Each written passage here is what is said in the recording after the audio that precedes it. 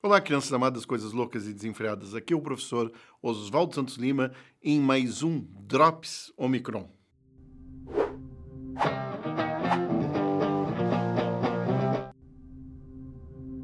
Essa semana nós começamos os cursos presenciais da Omicron, segunda e quarta, terça e quinta, curso de manhã, à tarde e à noite, e eu sempre dou a primeira disciplina, que é a introdução à fotografia, introdução técnica à fotografia. E claro, o primeiro passo quando você vai dar aula de fotografia, é falar da história da fotografia. Os alunos, alguns, torcem o nariz, falar de história da fotografia. O que é isso importante? Crianças amadas, conhecer um pouco da história é perceber como elementos tecnológicos mudaram a estética da fotografia. Um avanço tecnológico cria também uma mudança da forma como encaramos o mundo e, assim, mudança da forma como que vendemos o nosso trabalho, por exemplo. Por isso é importante conhecer a história da fotografia, para termos hoje a percepção para onde que está caminhando a tecnologia, para onde que está caminhando a estética fotográfica e para onde que está caminhando os negócios relacionados à fotografia. E sempre que eu começo a falar de fotografia e de história da fotografia, eu tenho que falar da câmara obscura, que é uma caixa que tem, para a entrada dos raios luminosos, apenas um orifício. A imagem do mundo real se projeta dentro dessa caixa, invertido da esquerda para a direita e de baixo para cima. Super simples. Por exemplo, o seu olho é uma câmera obscura. Mas você está me vendo invertido agora? Claro que não, crianças. Por quê? Porque o teu software, ou seja, o teu cérebro, ele desinverte a imagem, como na câmera digital. A imagem que chega no sensor digital é invertida da esquerda para a direita e de baixo para cima. Só que quando você olha lá no LCD, no painel de cristal líquido atrás da sua câmera, você vê a imagem invertida? Não, você vê ela na posição certa. Por quê? Pela gravidade. Ou seja, o nosso cérebro desinverte a imagem que está na retina invertida por causa da gravidade. Toda imagem fotográfica é invertida. Quem desinverte é o software da câmera e quem desinverte é o teu cérebro. Uma curiosidade muito interessante é que os astronautas, pela ausência de gravidade, enxergam invertido no espaço. E eles demoram um pouco até para recuperar a visão normal. Existe aí umas 72 horas depois que eles voltam para a Terra, na ausência de gravidade, enxergam invertido. Quando voltam à gravidade, eles demoram até 72 horas para voltar a enxergar normalmente. Por isso que eles têm enjoos terríveis no espaço. E por isso que eles acabam tomando medicamentos específicos para suportar esses enjoos causados pela falta de gravidade, que altera, então, a visão humana no espaço. Tá bom, Oswaldo, e o que isso vai agregar para mim na fotografia? Olha, gente, a história da fotografia é tão importante porque a gente tem que pensar que a câmara obscura não é a invenção da fotografia. Ela é conhecida desde Aristóteles. Ela é comentada, é um conhecimento empírico, é uma lei natural da física, que a imagem projetada seja invertida através de um orifício dentro de uma caixa que denominamos câmara obscura. A câmara obscura é usada por desenhistas de arquitetura desde o século XIV. Como nessa imagem que vocês estão vendo, o desenhista copia num papel sulfurizê, num papel vegetal, a imagem projetada dentro da câmara obscura. Auxiliar de desenho. A câmara obscura era usada pela questão de perspectiva da imagem, ou seja, a representação de 3 dimensões sobre um suporte bidimensional. A câmara obscura é responsável até pelos estudos de perspectiva na pintura clássica, porque ao descobrirem a câmara obscura, usarem como auxiliar de desenho, começam a discutir esta representação de terceira dimensão num plano bidimensional. Então, a câmara obscura é revolucionária mesmo antes de ter uso prático como câmera fotográfica, pois esse uso foi feito pela primeira vez em 1826, com Daguerre e Niepce tirando uma foto da janela do Niepce, que é essa foto que vocês estão observando agora. Você fala, meu Deus, Oswaldo, essa foto é horrível.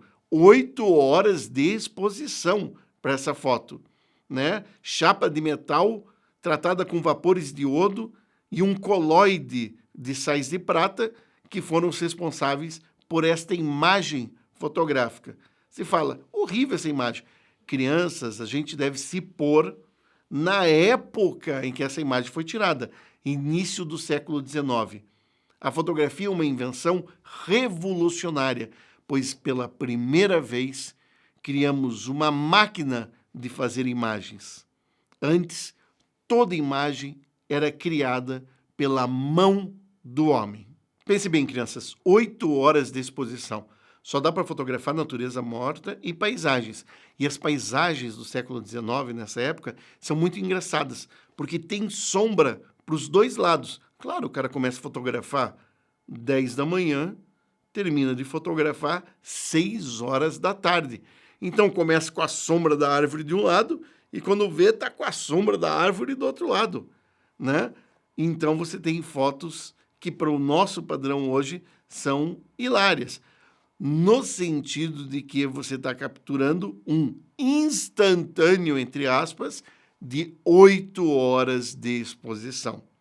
Com o tempo, tudo isso foi melhorando. Avanço químico, melhorando os coloides, melhorando o uso da prata, e avanço físico, melhorando as lentes, colocando no orifício lentes que fazem com que os raios luminosos batam com mais força sobre a prata. Todo mundo sabia que a prata enegrecia na presença da luz, certo? Por isso que a gente vai polir a prata, que ela, sob a presença da luz, ela vai ficando preta, você tem que polir um talher de prata, né? Todo mundo sabia disso, é empírico. E todo mundo conhecia a câmara obscura. O que Louis Mandé Daguerre e Nicéphore Niepce fazem na França é unir duas ideias que estavam separadas. A prata enegrece na presença da luz e existe uma câmera que projeta o mundo exterior dentro dela. Se nós unirmos os dois, nós podemos gravar a projeção do mundo exterior dentro da câmera num suporte de prata. E foi aí que tudo aconteceu. E com o desenvolvimento, o tempo foi caindo de horas até chegar lá por meados do século XIX, chegando próximo de 1860, e você tem o boom do retrato. Por quê? O tempo diminuiu, e ao invés de horas, ficou na casa dos minutos. E aí a fotografia encontrou algo que é importantíssimo para o uso comercial dela: a vaidade humana. Como assim a vaidade humana, Oswaldo? Simples, crianças. Agora as pessoas queriam seu retrato, ser retratada pelo fotógrafo. A principal atividade da França durante o século XIX se torna a fotografia. Por quê? Ateliês ocupavam quadras inteiras de Paris. Os burgueses, para ir contra a aristocracia, admiram uma máquina que faz objetos em série, ou seja, cara de revolução industrial. Isso é a fotografia. E vão lá com os fotógrafos da época. Quem se destaca muito é Nadar.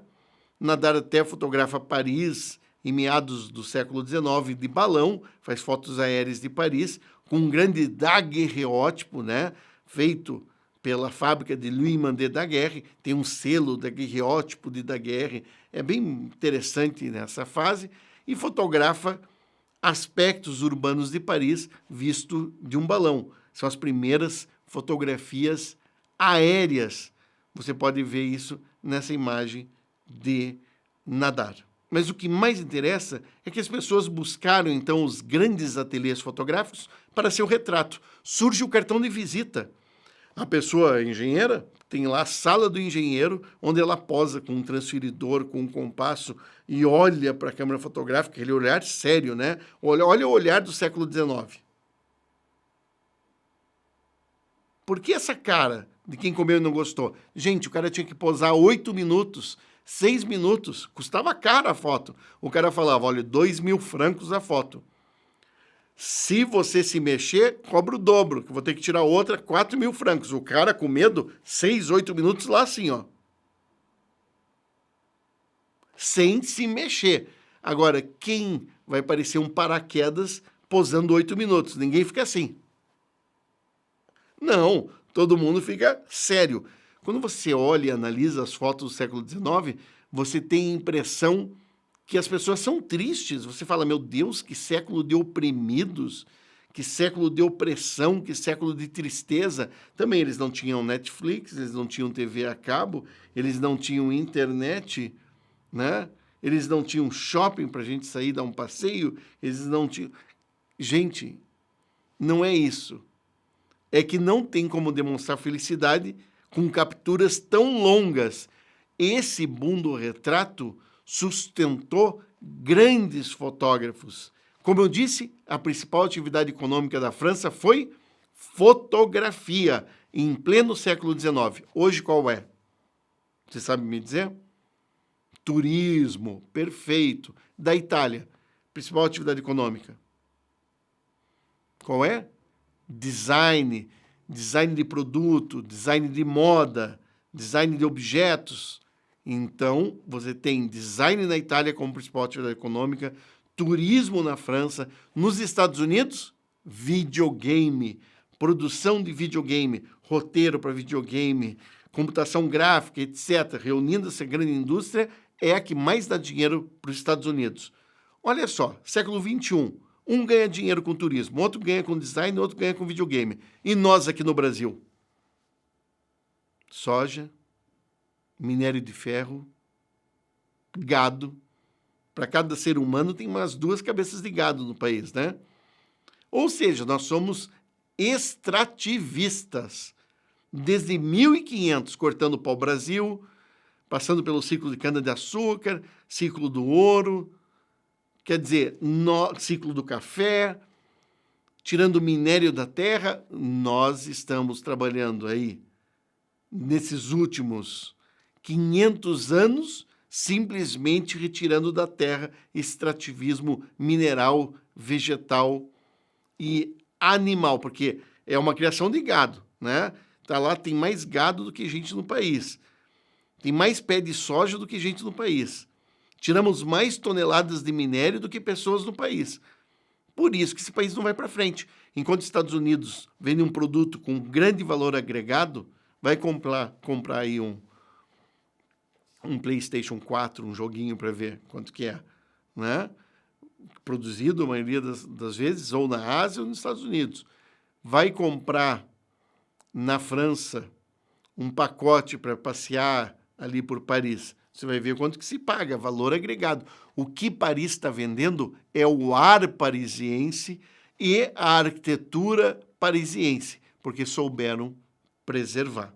O que eu estou falando é que a fotografia é um grande produto cultural agregado que tem, então, valor de mercado, como mostrou a França no século XIX.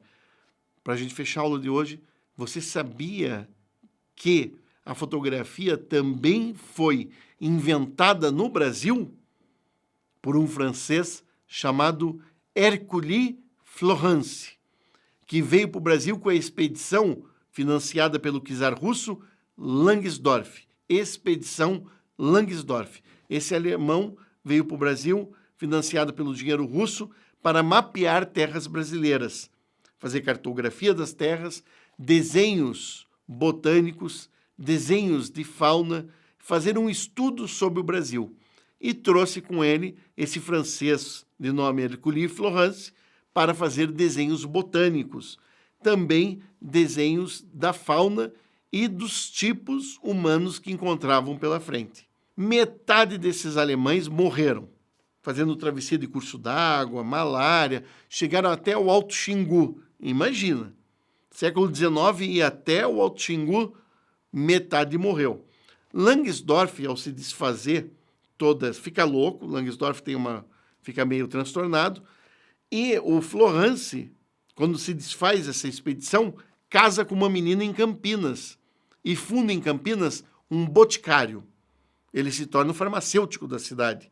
Só que a única oficina de impressão que tinha nessa época, início do século XIX, no estado de São Paulo, era na cidade de São Paulo.